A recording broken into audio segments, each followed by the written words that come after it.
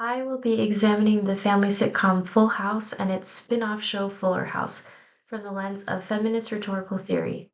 I decided to analyze the show Full House because I watched the show as an adolescent and its use of rhetoric made meaning for me as a viewer. The rhetoric was effective for me as a viewer because I learned good values from the life lessons experienced by the characters. I think Alice Leppert says it best in her book TV Family Values, Gender, Domestic Labor, and 1980s Sitcoms. On page 3, she says, sitcom families become familiar, reliable sources of amusement and pleasure at the same time they impart domestic lessons.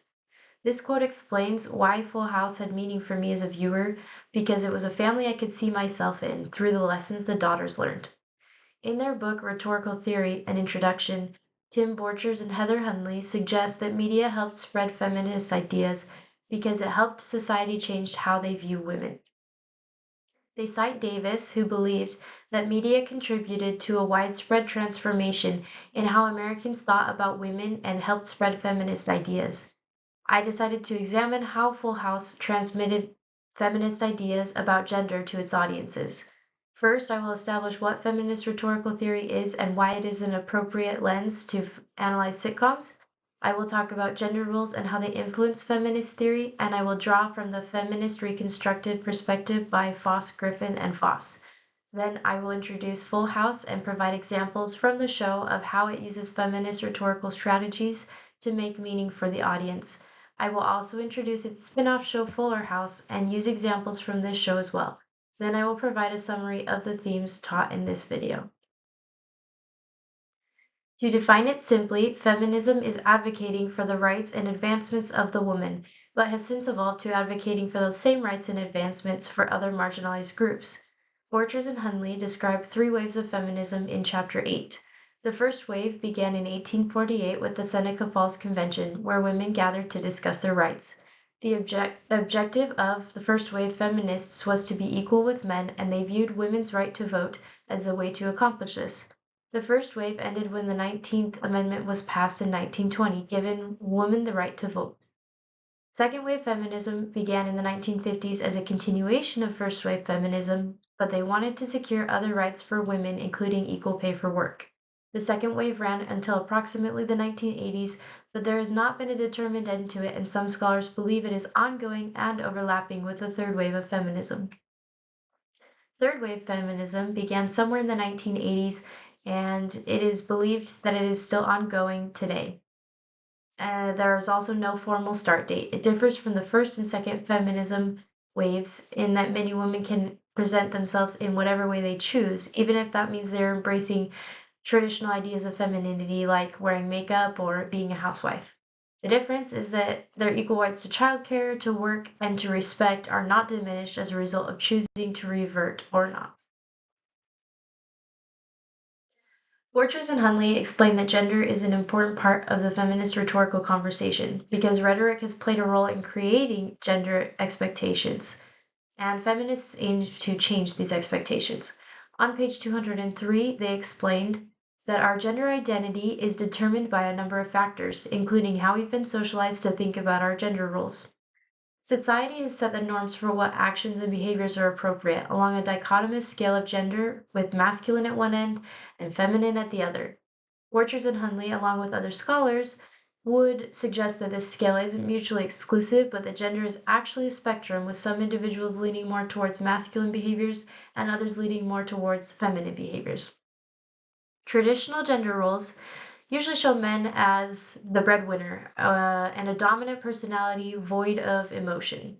They represent the woman as a nurturing housewife whose primary responsibility is childcare, and usually they are associated with empathy and emotions as well.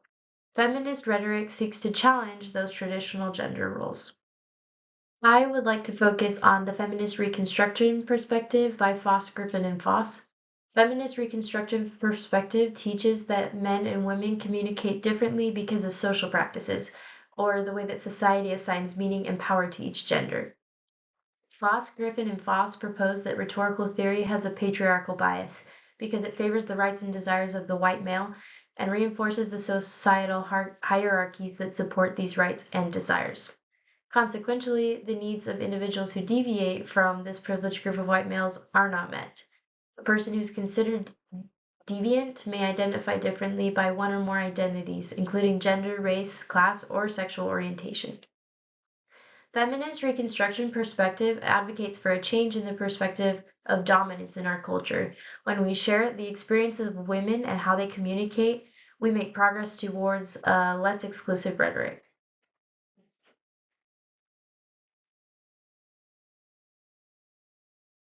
Full House was a family sitcom by Jeff Franklin that ran for 8 seasons from 1987 to 1995.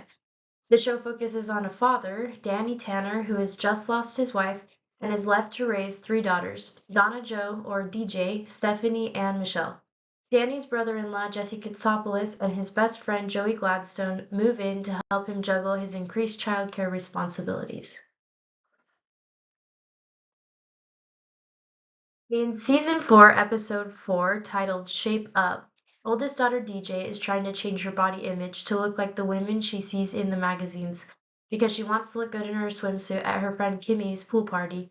She forgoes food and tries to exercise to lose weight. When the family goes on a group gym trip, she overexerts herself and nearly faints. Stephanie discovers that DJ hasn't been eating and tells the adults.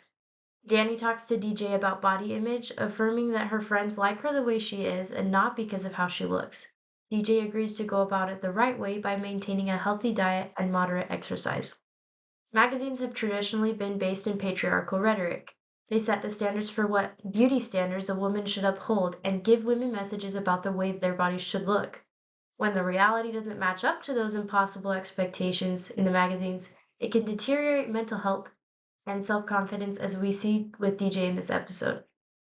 Depicting DJ's story in this episode demonstrates the use of feminist reconstructive perspective because it shares the lived experience of a woman who is affected by the rhetoric of fashion and beauty magazines and the detrimental effects it can have on her well-being. The message Danny communicates to DJ at the end helps to change DJ's beliefs about herself and therefore challenges the patriarchal rhetoric. That's right. Katsopoulos men do not, I repeat, do not play with dolls. All right? Now, come on outside, guys. I'll teach you how to lube up my Harley. Hey, Jess, how come this was in the bottom of the hamper? The freezer was full. Okay. A lot of new toys here. Oh, my goodness, who is this charming fellow? Oh, that's kickboxing Kurt, and he's not charming, he's lethal. Look at this. He's double jointed. See, he can kick a guy in the neck and the kneecaps at the same time. There you go. That's sweet, Jess, but how come they can't also play with Baby Love Button? Because it's wrong. I'm sorry. You know what? I don't make the rules. I'm sorry. Go. Who does make the rules? Clint Eastwood? Jess, I want Nikki and Alex to have a full range of experience and grow up to be well-rounded human beings. Do you know what a little boy who plays with baby dolls could grow up to be? An accordion player? No. Just a guess. He just might grow up to be a terrific father. Think about it.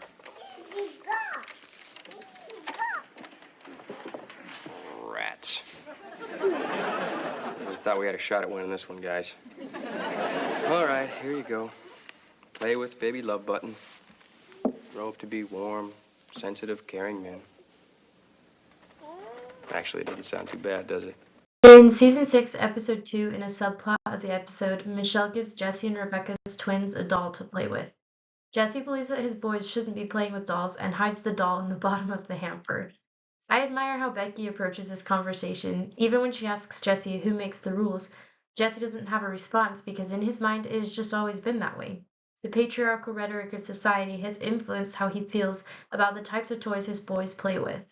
Becky uses more of a feminine form of reasoning when she asks Jesse to consider what a boy who plays with dolls could grow up to be. Her style is not confrontational, but causes Jesse to think about the issue differently, and then he ends up giving the doll back to the boys. Fuller House was a revival of the original family sitcom Full House. It was also created by Jeff Franklin, the original director. Fuller House ran for 5 seasons on Netflix from 2016 to 2020. The show focuses on DJ Fuller, the oldest daughter from the original show. Like the original show, DJ has just lost her husband and tries to balance her job as a veterinarian and raising her 3 boys, Jackson, Max, and Tommy. DJ's sister, Stephanie Tanner, and her best friend, Kimmy Gibbler, move in with Kimmy's daughter, Ramona, to help DJ out. Some of the issues for which feminists fight include childcare and reproductive rights. In season 1, episode 5, Stephanie tells her sister DJ that she's infertile and cannot have children. DJ is empathetic and responds by validating Stephanie's raw emotions and offering support. Throughout the series, they explore Stephanie's options. In season 3, episode 8, Stephanie learns she has viable eggs and could do in vitro fertilization with a surrogate. In episode 9, she looks for a sperm donor but hesitates to ask her partner Jimmy, who's also Kimmy's brother, because they just started dating. But Jimmy tells her he would like to be the father.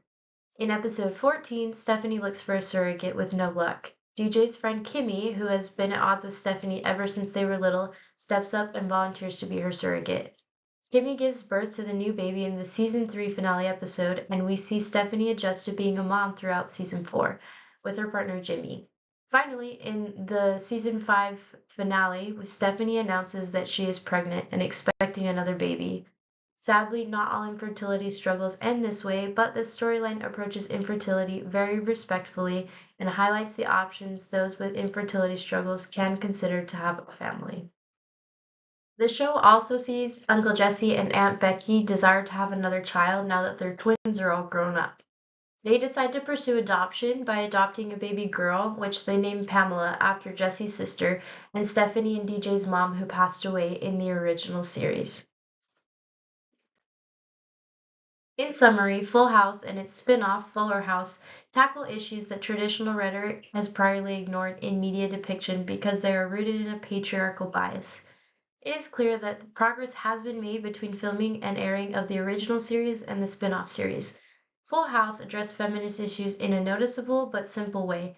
It appears that sitcoms around that time laid the foundation for future conversations and did disseminate feminist perspectives through the media by contesting traditional rhetorical perspectives such as Jesse's mindset. Fuller House addressed feminist issues in more detail and with care for sensitive topics, especially when discussing Stephanie's infertility. Thank you.